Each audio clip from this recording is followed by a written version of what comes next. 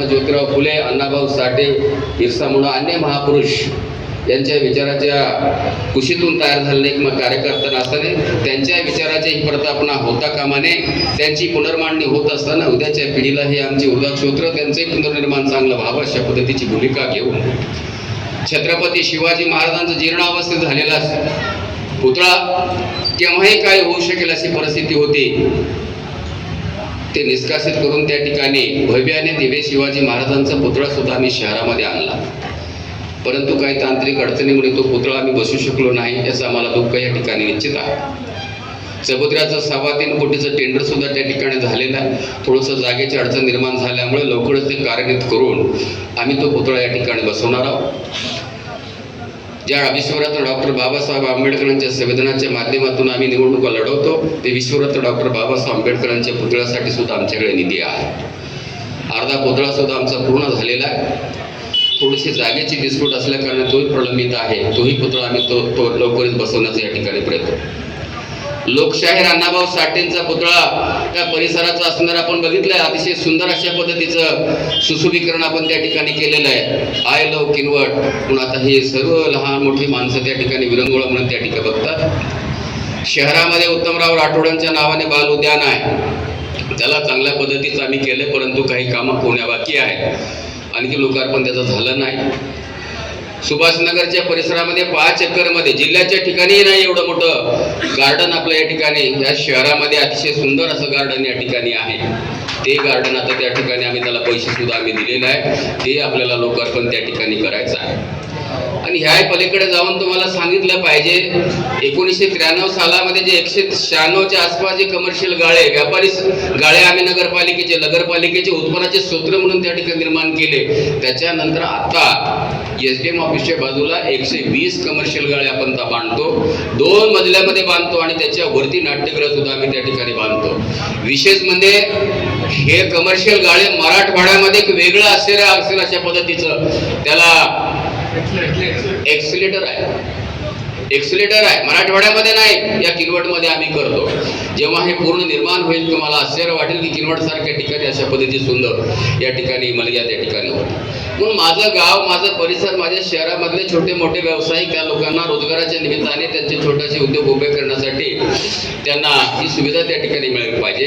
पर्यायाने नगरपालिकेच्या मोकळ्या जागेचा विनियोग चांगल्या पद्धतीचं होऊन नगरपालिकेचं उत्पन्न वाढलं पाहिजे अशा पद्धतीचं काम आम्ही या ठिकाणी केलेलं आहे. शहरामध्ये धार्मिक जे काही स्थळं असतील त्यांचं सुद्धा आम्ही पुनर्निर्माण चांगल्या पद्धतीने या ठिकाणी केलेलं आहे. या पलीकडे जाऊन माणसाच्या जन्माच्या नंतर मृत्यू ह्या स्थळ आहे, त्या शहराला लागून असणाऱ्या वेगवेगळ्या समूहाचे जे आमच्या स्मशानभूमी आहे, त्या सगळ्या स्मशानभूमी सुद्धा आम्ही त्या ठिकाणी विकसित केलेल्या आहे. मोठ्या प्रमाणामध्ये बेलोरी असेल की आमचं समतानगर आणि सिद्धार्थनगर आणि बस स्टँडच्या बाजूला दोन्ही आमच्या असणाऱ्या स्मशानभूमी असेल, इकडे पैलगंगाच्या तीरावरचं असणारं एक स्मशानभूमी असेल, ही सुद्धा आम्ही चांगल्या पद्धतीने त्या ठिकाणी विकसित केलेली आहे. आणि त्यानंतर अतिशय महत्त्वाची जर कुठली गोष्ट असेल तर या किनवट शहरासाठी तेव्हाची 7.5 कोटीची योजना ही अपुरी पडते. म्हणून आमच्या इथल्या असणाऱ्या नगरपालिकेने त्याच्यामध्ये आमचे साजिदबाजी सुद्धा आहेत, जरी विरोधामध्ये जरी असले आज आमच्या सोबत आहेत. आनंद मंचेवाड्याच्या नेतृत्वाखाली असणाऱ्या नगरपालिकेच्या सर्व सभागृहांनी पाठपुरावा करून आम्हीही मदत केली. 19 कोटीची पाणी पुरवठा योजना आम्ही कार्यान्वित केली. काम चालू आहे, काही थोडे होणं बाकी आहे, परंतु आज आम्ही त्या नागावतीवरून पाणी आणू शकत नव्हतं अशी परिस्थिती आमच्या समोर होती. आणि म्हणून पैनगंगेच्या आता काम चालू आहे. पैनगंगेच्या नदीवर जवळपास 225 कोटी रुपयाचा उच्च पातळी बंधारा आपण त्या बांधतो. तुम्हाला अभिमानानं सांगितलं पाहिजे, कुठल्याही निकषामध्ये ही गोष्ट बसत नाही. बाजूला अभयारण्य आहे, कारण अभयारण्याच्या 10 किलोमीटरच्या आसपास तुम्हाला बाकीचं काही काम करता येत नसेल. निर्बंध असताना सुद्धा खास बाब म्हणून या राज्याचे मुख्यमंत्री आदरणीय देवेंद्र फडणवीस साहेब आणि या राज्याचे अर्थमंत्री अजितदादा पवार या आणि एकनाथजी शिंदे साहेब या सगळ्या लोकांनी खास बाब म्हणून आदिवासी आणि मागासलेला भाग म्हणून ही त्या ठिकाणी या बंधाऱ्याला मंजुरी दिली. ह्या मुद्दामध्ये सांगितलं पाहिजे ही चिरकाळ टिकणारी भविष्यातली तुमची आमची सगळ्यांची निकड आणि गरज लक्षात घेऊन अनेक वर्ष आता आपत्याने आपली लोकसंख्या वाढत जाणार आहे. जेव्हा 7.5ची योजना होती तेव्हा लोकसंख्या कमी होती. आता आपली लोकसंख्या वाढलेली आहे. 25,000 तर मतदारच आहेत, म्हणजे साधारणतः 50,000 या शहराची लोकसंख्या आहे. जशी लोकसंख्या वाढत चालली तशी पाणी टंचाई सुद्धा निर्माण होणार आहे. आणि अशा परिस्थितीमध्ये आपल्या लोकांना सेवा देण्याचं तत्परतेने काम आमच्या नगरपालिकेच्या सभागृहातल्या सगळ्या काउन्सिल या ठिकाणी केलेलं आहे. याचा मला निश्चितच अभिमान आहे. परंतु काही काम करत असताना काही उणिवा राहिल्या असतील, त्रुट्या राहिल्या असतील, मी समजू शकतो. त्या बाजूला ठेवून मला आपल्या मार्फत संपूर्ण किनवटवासियांना, विशेषतः मतदारांना माझा विनम्र अशी विनंती आहे. उद्याच्या भविष्यामध्ये किनवट अतिशय विकासोन्मुख अशा पद्धतीचं असलं पाहिजे. अशा पद्धतीची काही भूमिका आम्ही समोर घेऊन काही विकास कामे 2025च्या नंतर या 5 वर्षी काळामध्ये आम्ही करणार आहोत. त्याच्यामध्ये या पत्रकात लिहिलेलं आहे पूर्ण शहरामध्ये वेगवेगळ्या प्रकारचे असणारे जे काय आता नवीन आधुनिकीकरण जे झालंय सगळ्या प्रमुख मार्गामध्ये सुरक्षेच्या दृष्टिकोनातून CCTV कॅमेरे बसवले पाहिजे. महाराजांच्या पुतळ्याचा उल्लेख मी केला, तो बसवणारच आहे. आता हनुमान मंदिर पासून या कॉर्नर पर्यंत जो काय परिसर आहे आणि जुना आमची जे नगरपालिका आहे तिथं सुद्धा चांगल्या पद्धतीचं व्यापारी संकुल आम्ही या ठिकाणी उभं करणार आहोत. नगरपालिकेच्या याच्यामध्ये मंगल कार्यालय शिवाजी महाराजांच्या नावाने त्याचं वेगळ्या पद्धतीचं सुशोभीकरण आम्ही त्या ठिकाणी करणार आहोत. तो या ठिकाणी बांधतो. या ठिकाणी तुमच्या मुद्दाम आठवण करून या ठिकाणी मी दिली पाहिजे. आणि भुयारी गटाराची व्यवस्था या ठिकाणी झाली पाहिजे अशा पद्धतीची आमची भूमिका आहे. आणि जे सोन्या चांदीसाठी जे स्वर्णकार लोक आहेत त्यांना कुठल्या प्रकारची या ठिकाणी जागा नाही. आणि स्वतंत्र आमच्या स्वर्णकार बांधवांसाठी आम्ही एक त्या ठिकाणी सुसज्ज व्यापारी संकुल उभं करण्याचं याच्यामध्ये आम्ही सांगितलेलं आहे. सांस्कृतिक सभागृहाच्या संदर्भात नाट्यगृह मी उल्लेख केला आहे, ते सुद्धा आम्ही करणार आहोत.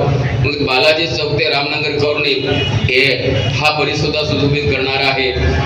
पुराच्या पाण्याची तुम्हाला दैनंदिन जी काय अडचण निर्माण होईल याला चांगल्या पद्धतीचं पूर्ण ह्या पैनगंगा नदी अगदी ब्रिज पासून जे आता जिथे आपलं उच्च पातळी बंधारा होते त्या पुलापासून ते असं पूर्ण इकडच्या स्मशानभूमीपासून ते असं यू टर्न घेऊन सरळ या बस स्टँड पर्यंत हा संपूर्ण नदीला वळतं घेऊन आम्ही पिचिंग करून व्यवस्थित चांगल्या पद्धतीनं आणि त्या प्रिमॅस मध्ये लोकांचा ये-जा साजे एक चांगल्या पद्धतीचं पार्क सुद्धा आम्ही तयार करण्याचा आमच्या ह्याच्यामध्ये संकल्प आहे. आणि तो सुद्धा आम्ही या ठिकाणी करण्याचा आहे. आणि जागा अपुरा असल्यामुळं पार्किंगची सुद्धा फार मोठी अडचण आहे. आणि मग चांगल्या पद्धतीची पार्किंगची व्यवस्था कसं करता येईल हे सुद्धा आम्ही याच्यामध्ये आमच्या उद्याच्या वचननाम्यामध्ये दिलेलं आहे. आणि दुसरं भाजी मार्केट आणि हे जो परिसर आहे अतिशय सुंदर आणि चांगल्या पद्धतीचं आपल्याला भविष्यामध्ये विकसित करलेलं आहे. अपूर्ण राहिलेले कामं पुन्हा पूर्ण करायचं आहे. आणि माझं गाव स्वच्छ आणि सुंदर राहिलं पाहिजे अशा पद्धतीचं हा वचननामा आम्ही या निवडणुकीच्या निमित्ताने महायुतीच्या वतीने या ठिकाणी आपल्या साक्षीने त्याचं प्रकाशन या ठिकाणी केलेलं आहे. आणि आपल्याला तिथे पत्र सुद्धा तसं दिलेलं आहे. आणि मला विनंती आहे आपल्या मार्फत आपल्या लोकप्रिय दैनिकातून हे सगळं प्रसिद्ध येत असताना आपणही डोळस आणि दैनंदिन या सगळ्या गोष्टीवर लक्ष ठेवून असले डोळस पत्रकार असल्याने काही चुका असतील तर जरूर आम्हाला आमच्या निदर्शनास आणून द्यावा.